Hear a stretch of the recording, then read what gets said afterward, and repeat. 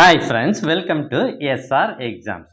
இப்போ நம்ம பார்க்க போகிறது டிஎன்பிஎஸ்சி குரூப் 4 2024 ரிவைஸ்டு சிலபஸ். இதில் ஏற்கனவே நாம் தமிழ் எக்ஸாமுக்கான ரிவைஸ்டு சிலபஸ் பார்த்தாச்சு.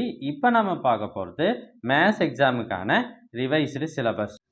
டிஎன்பிஎஸ்சி குரூப் 4 எக்ஸாமில் மொத்தம் 200 கேள்விகள் கேட்கப்படும். அதில் 100 கேள்விகள் தமிழ்லேருந்து கேட்பாங்க. அதுக்கு 150 மார்க்கு.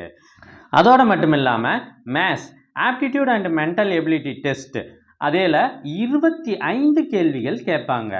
ஸோ இது போக 125 கேள்வி போக மீதி 75 கேள்விகள் தான் ஜென்ரல் ஸ்டடீஸில் இடம்பெறும். இப்போ நம்ம மேத்ஸில் எந்த டாப்பிக்லலாம் கேள்வி கேட்பாங்க நீ அப்படின்றத பார்க்கலாம். நீங்கள் புக்கு ஃபுல்லாக படிக்க தேவையில்ல, நான் சொல்கிற இந்த டாப்பிக்கை மட்டும் படிங்க, அதிலிருந்து தான் கண்டிப்பாக கேள்விகள் வரும். மேத்ஸுக்கு அவங்க கொடுத்துருக்கிற டாபிக் இது 4 மட்டும்தான். இது டிஎன்பிஎஸ்சியால் வழங்கப்பட்ட சிலபஸ். இதில் டிவிஷன்ஸ் கொடுத்துருக்காங்க.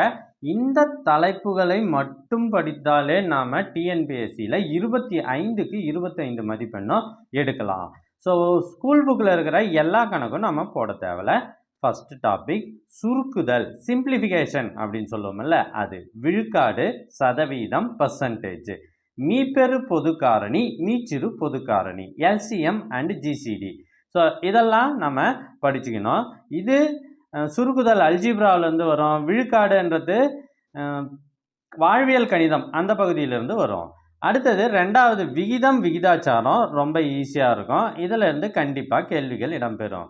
இப்போ சதவீதம் விழுக்காடுலேயே நமக்கு என்ன வந்துடும் பாருங்கள், தனி வட்டி கூட்டு வட்டி வரும்.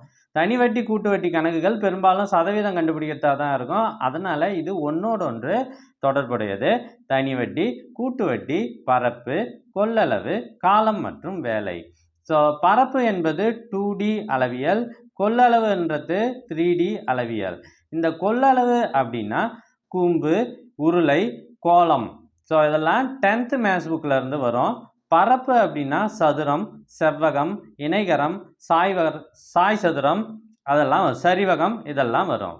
அடுத்தது லாஜிக்கல் ரீசனிங், தருக்க காரணிவியல், புதிர்கள், பகடை கணக்குகள், காட்சி காரணவியல், எண் எழுத்து காரணவியல், எண் வரிசை, இதெல்லாம் இதை மட்டும் நம்ம படித்தா போதும்.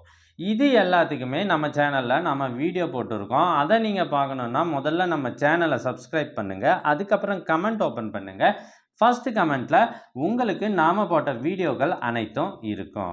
ஸோ தொடர்ந்து இது போல் வீடியோக்களை போட போகிறோம் இந்த தலைப்பில். அதனால் மறக்காமல் இந்த வீடியோவை உங்கள் ஃப்ரெண்ட்ஸுக்கும் ஷேர் பண்ணுங்கள். தேங்க்யூ.